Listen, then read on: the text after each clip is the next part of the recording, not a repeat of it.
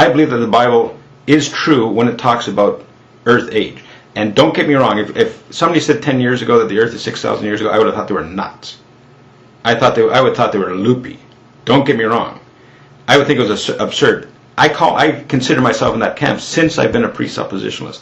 Now, I don't normally explain this to people who do not profess belief, but I'm going to help you. I'll explain to you how I see the age Earth issue. Okay. And there are people like Hugh Ross, for instance, who's a Christian. He believes in billions of years. Hugh Ross believes that Adam was created as a man. He believes in a creation account. He does not believe in the evolution of the species. He believes that Adam was created as a man some 6,000 years ago, what have you.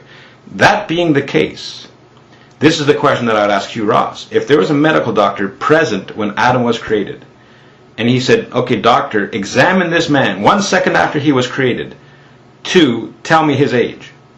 He'd take out a measuring tape, measure his femur. This man has a femur the length of a 17-year-old man. He'd cut him open. He says he has organs the size of a 17-year-old man. He has sufficient bacteria in his body, I've measured them, to digest the food of a 17-year-old man. He would have physical evidence that this man is 17 years old. The question is, how old is he? He'd be 1 second old. So even if the dating methods were accurate, and a lot of them are woefully inaccurate, but even if they were accurate, how do you know that they're measuring real age as opposed to apparent age? It's my view that God created the universe mature in order to sustain life. Now here's the question. If you cut down a tree in the Garden of Eden, would it have tree rings? I have no idea. I don't know. I don't care.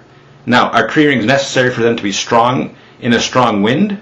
Sure they are. I'm sure that that's helpful. I don't know. I'm not whatever they call them. I'm not a botanist. I don't know. I have no idea. So, but the thing is, let's say that tree rings are necessary for strength. Could God create a tree with rings in it?